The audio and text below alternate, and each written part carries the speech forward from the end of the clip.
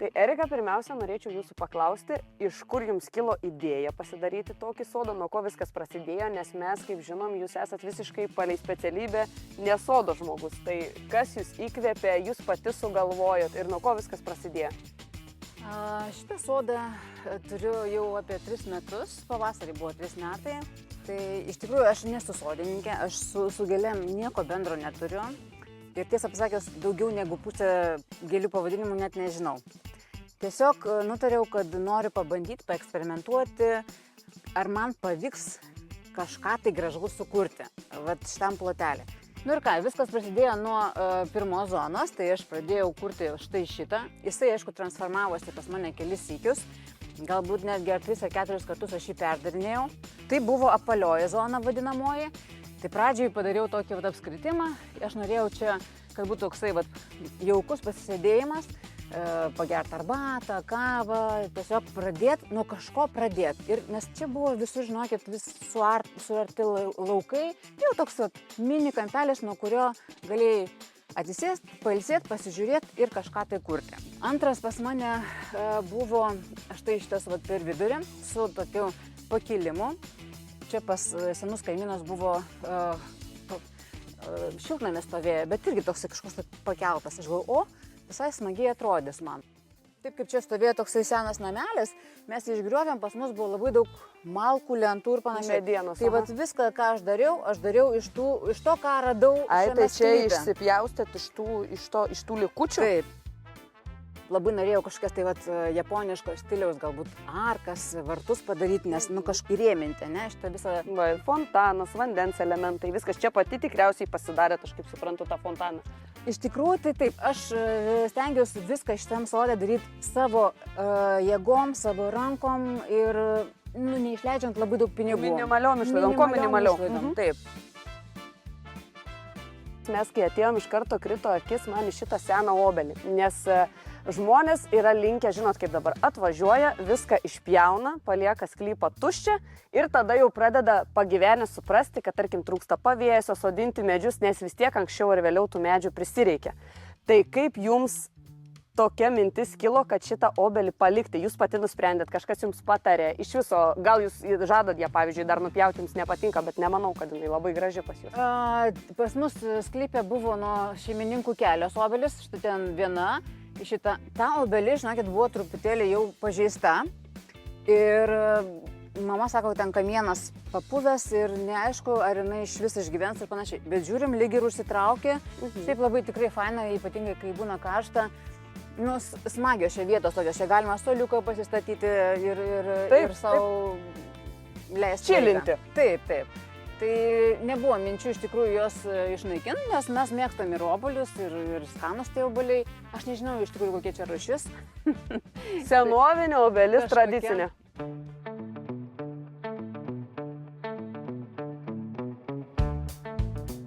O obelos genėjimu užsiima mama. Jau aš su obelim, nežinau, nebent kažką tai paprašo, kad Erika gali nupjauti kažkokią šaką, tai taip. Bet šiaip tai jinai viską pati, jinai čia žino, kokias šakas nupjauti, ką nenupjauti. Aš net nesikišu.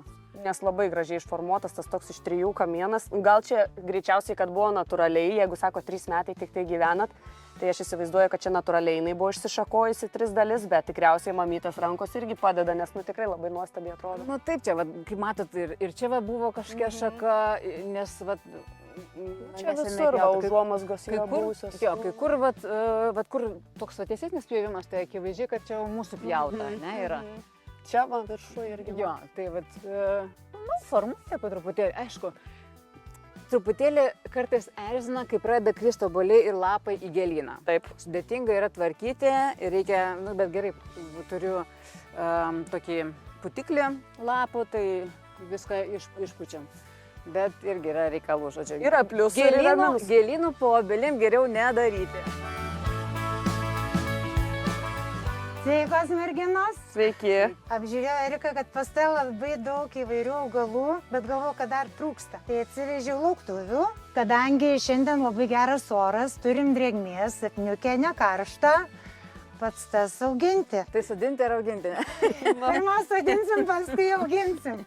Čia ta pušelė nedidelė, tai ir duobės nereikės Jo, didelės. truputį turi būti didesnė nei vazonėlis. Taip, dabar šitų metų galim visus dekoratyvinius augalus auginti, sodinti, kurie yra vazonėliuose. Jeigu kasam iš atviro grunto, reikėtų tada labai jau intensyvios priežiūros, daug laistyti, ypač jeigu karščiai.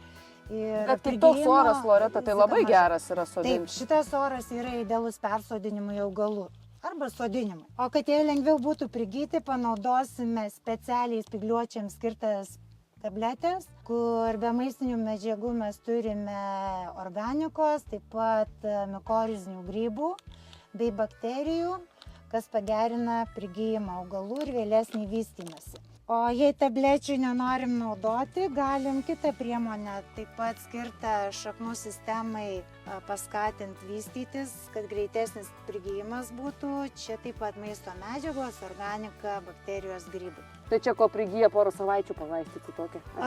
Čia geriausia sodinimo metu arba iškart po sodinimo, ar gausiai prilieti.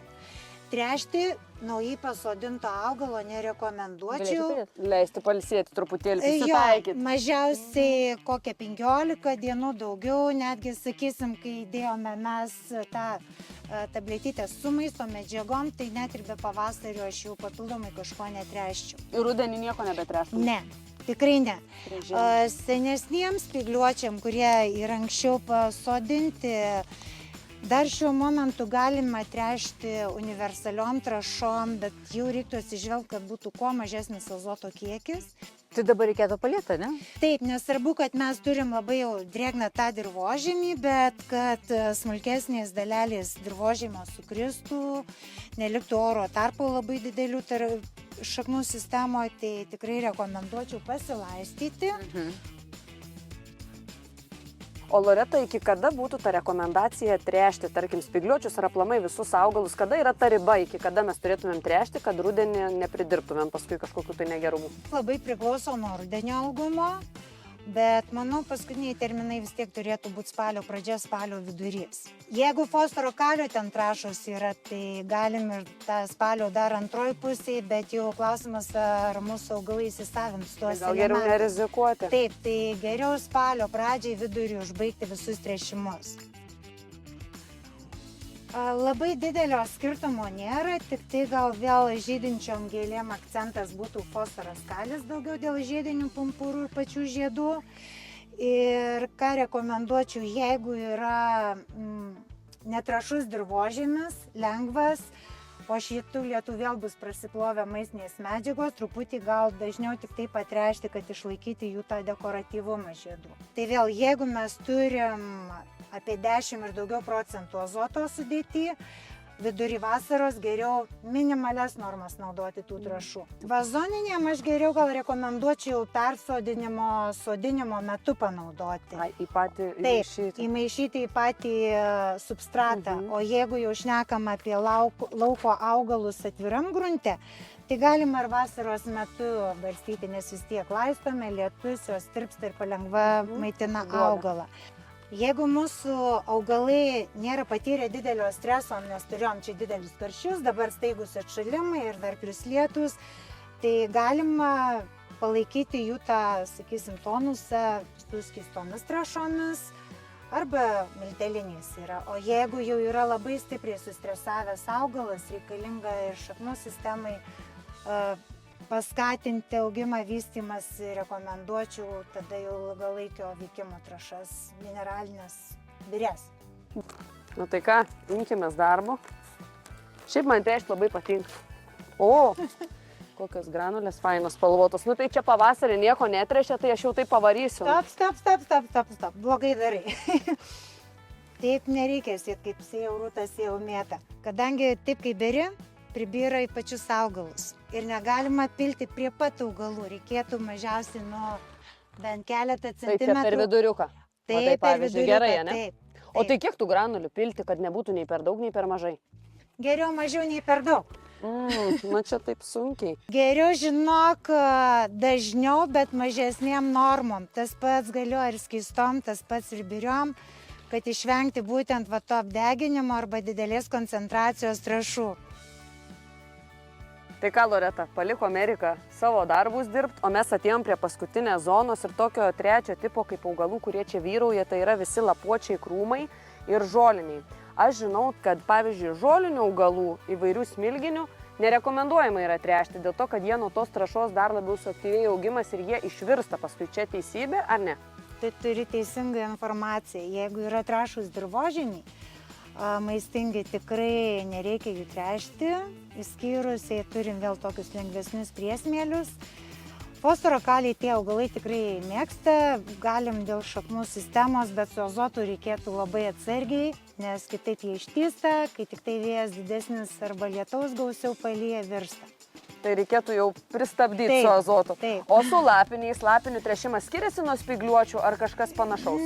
Labai didelio skirtumo nėra. Praktiškai antra vasaros pusė, mažiau azoto, daugiau fosforo, kalio, augalus pradedam ruošti žiemą. Ir palei normą, kaip sakėt, kad nenudeginti, jau šitą išmokom.